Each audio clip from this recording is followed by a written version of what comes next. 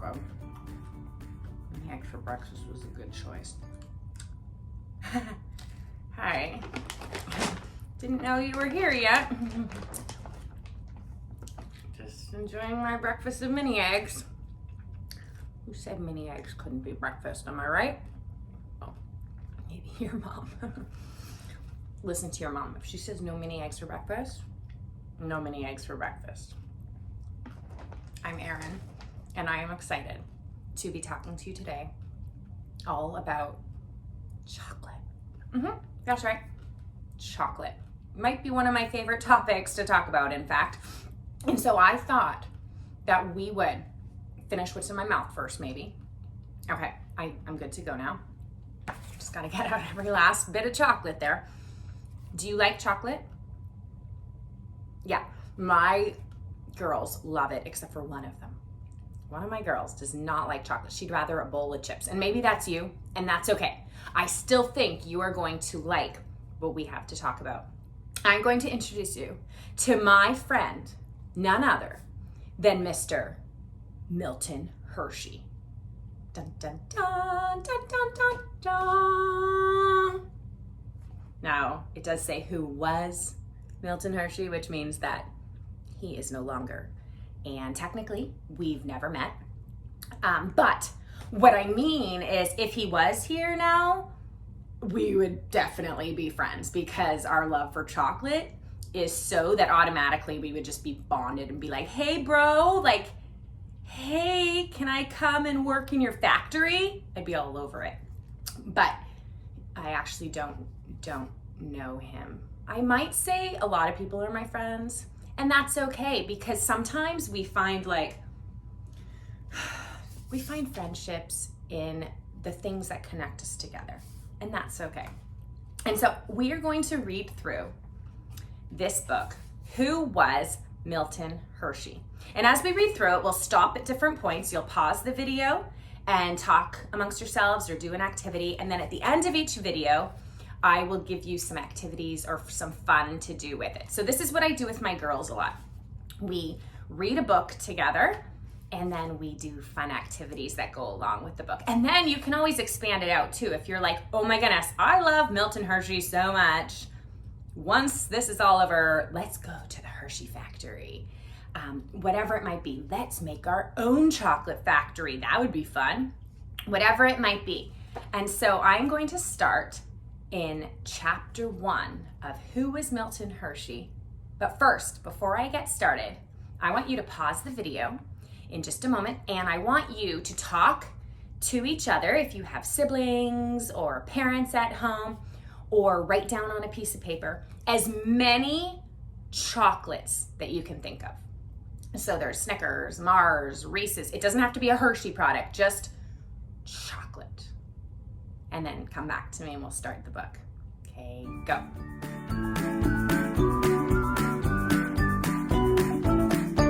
Okay, did you think of lots? Because I think I could probably, you almost needed to time it because I think we could just go on and on and on, especially if you like chocolate as much as I do. Might be a problem, guys. Okay, let's start. So sit back. Sometimes my girls like to do a puzzle as I read. Sometimes they'll color, make bracelets, whatever you want to do so that you can focus and listen, but you don't have to sit and just stare at me the whole time. That's okay. It's okay to do something with your hands as you're listening to my words. An American candy store in 1900 looked very different than it does today. Candy was a special treat sold almost exclusively in candy stores. So you're not just going to Walmart and going to the candy aisle and seeing tons. You have to go to a specific candy store. Customers didn't touch the merchandise. Probably a good idea. And it certainly wasn't available in wrappers and bars. It was displayed on open racks, but held in glass jars behind the counter. So there's just jars upon candy. Could you imagine if your mom did that on their counter? And every day you just walked by and just saw tons of jars of candy. Shop clerks would put candy into bags, one small piece at a time. Maybe your parents are old enough that they remember this. I am not that old, so I don't actually remember this, but I know my parents So maybe your grandparents, they know when they would go with their cents to the candy store and get it in the bags. The many varieties of candy included butterscotch, toffee, caramel, molasses, taffy, and hard candy made from boiled sugars in dozens of flavors and colors. Even though there was plenty to choose from, Milton Hershey knew the one thing was missing: chocolate. He was a successful caramel maker from Pennsylvania, and although very few Americans had ever tried it, he had tasted creamy milk chocolate in Europe. He thought it was much better than any other candy, including his own caramels. Hershey put all his energy and time into bringing milk chocolate to America. After many years of experimenting, he succeeded beyond his wildest dreams. The Hershey chocolate bar changed the way Americans, and then Canadians, bought and enjoyed candy. It was affordable, portable, and individually wrapped. The bar was sold in drugstores and grocery stores, and best of all, made chocolate available to everyone. Milton Hershey's success helped him realize other dreams too, creating towns, improving manufacturing methods, helping children, and leaving a rich chocolate legacy millions still enjoy today. Have you ever had a Hershey chocolate bar? Yeah, a lot of times we use them when we make s'mores. It's the Hershey chocolate, and they come in little bars. Oh, don't even get me started. It's only like 9 o'clock in the morning, and now I want a s'more. If you love chocolate, then you should celebrate every September 13th. On that day in 1857, Milton Snavely, never heard that name before, Hershey was born in a house in Hawkersville, Pennsylvania. It was a town in the lovely Lebanon Valley. Milton would later become world famous for making chocolate, but he spent almost all of his life not far from the house in which he was born. Milton's parents were Henry and Fanny Hershey.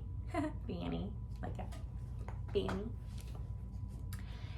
Henry was a dreamer. He loved reading and trying new things.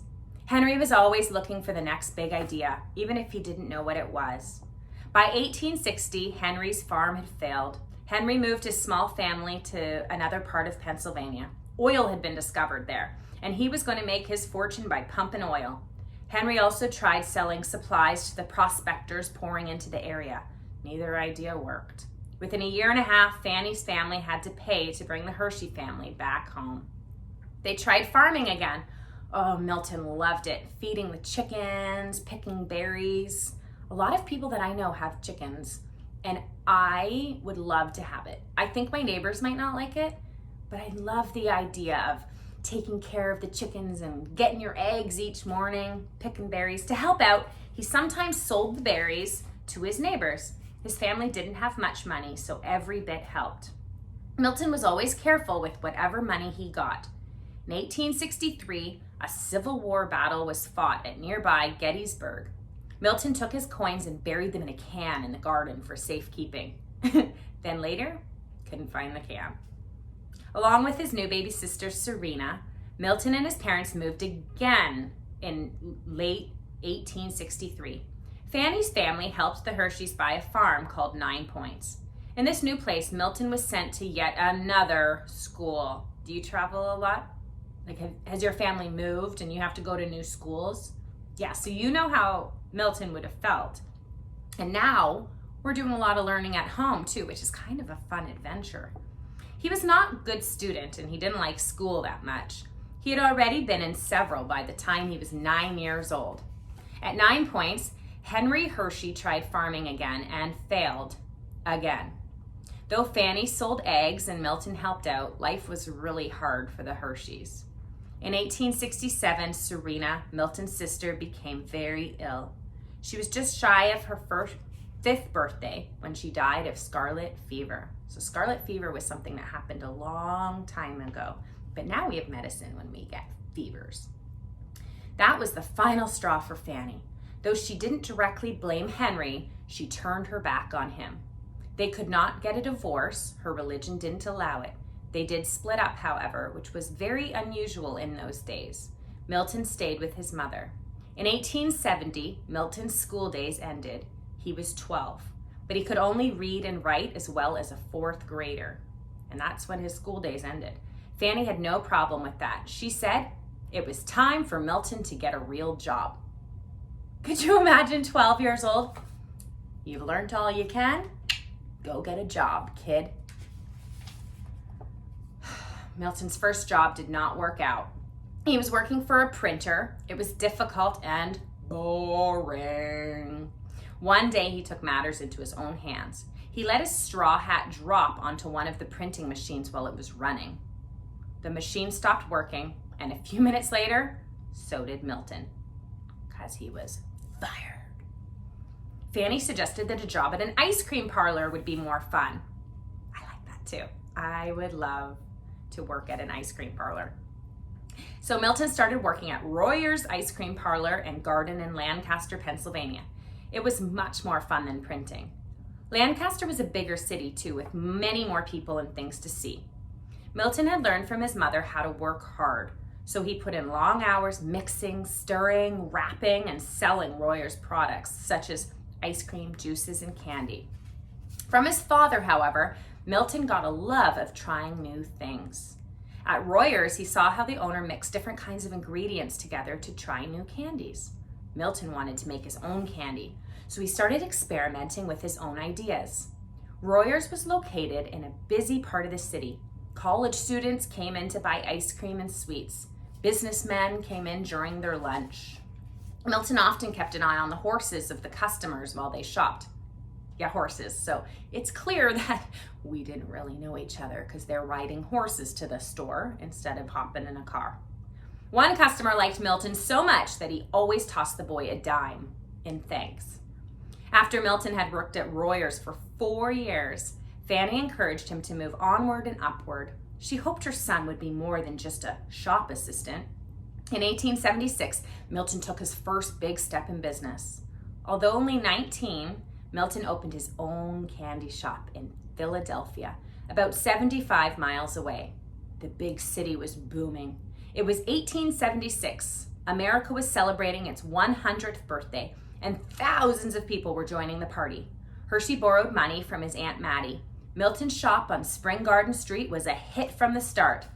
He really knew how to bring in people. He ran a pipe. Listen to this. This is really cool and smart. So we need to remember that even though in school he wasn't looked at as being smart, he's actually super brilliant because smarts come in all different ways. He is so brilliant. He ran a pipe up from the basement where he cooked the candy to the ground floor. So then people could smell the boiling sugar and they would come in to satisfy their sweet tooth. Hershey's shop sold candy that he made himself, along with fruit and ice cream.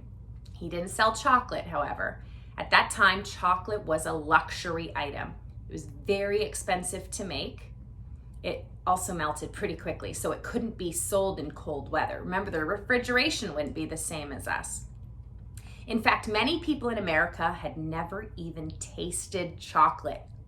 Could you imagine not even having a taste? I think we might need to take a break, pause the video, and maybe your mom could give you some kind of chocolate, maybe like even just a couple chocolate chips.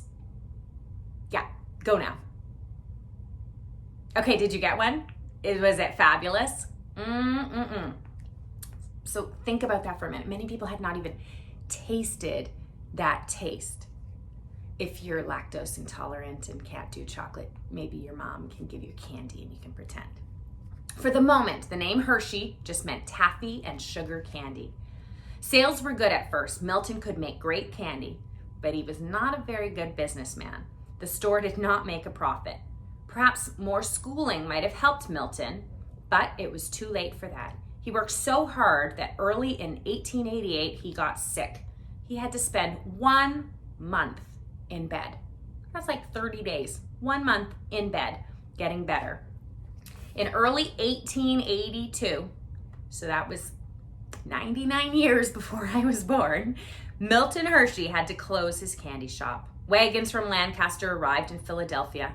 Milton's cousins were on board. They filled the wagons with gear and kettles from the shop. Hershey turned his back on Philadelphia and headed home. To his mother's surprise, Milton's next move was to follow his father. Henry had written to say that he was in Colorado mining for gold, and that Hilton should join him. It was a move that would change all their lives. Milton arrived in Colorado as the gold was running out. Once again, Henry had missed his dream, but Milton stayed and tried to make the best of it. He got a job at a candy company. Surprise. The store sold a sweet treat called caramel. Milton had seen caramel before, but never like this. Close your eyes for a minute and just imagine. It was soft and creamy and didn't get stale on the shelf. He learned that the secret was to mix in fresh milk, not the wax of other caramel users. Milton memorized everything about making the perfect caramel. Then he decided to open his shop again. By 1883, he had traveled back across the country to New York, the biggest city in the United States. At first, he worked at a fancy shop called Hurley's. In his free time, he explored the city looking for a place to open his own shop. In this period, New York City's candy shops sold to their own neighborhoods. If you wanted candy, you went to your local store. Candy wasn't sold in nearly as many places as it is today. So Milton needed a neighborhood without a candy store. He decided that 6th Avenue near 42nd Street was the right place. Today, surrounded by skyscrapers, it's one of the busiest corners in the city. In 1884, it was not nearly so busy. There was a park across the street and small buildings, but Milton's shop did pretty well for a while. People going to a nearby theater often stopped in. A new hotel brought in more customers. Fanny and Aunt Mattie once again came to help, mostly with wrapping the treats. Milton cooked up in the basement. When people came into a store, Milton helped them choose candy. In those days, candy store clerks helped with every purchase. There were no counters filled with pre-wrapped candy. Instead, candy was kept on the glass cases or glass jars behind the counter. Often customers would buy several pieces of candy for just a penny. A penny. We don't even have pennies anymore. We're not even able to use pennies. 1 penny. Those were the days. They would point to their favorites and the clerk would count them out and carefully wrap them in the paper.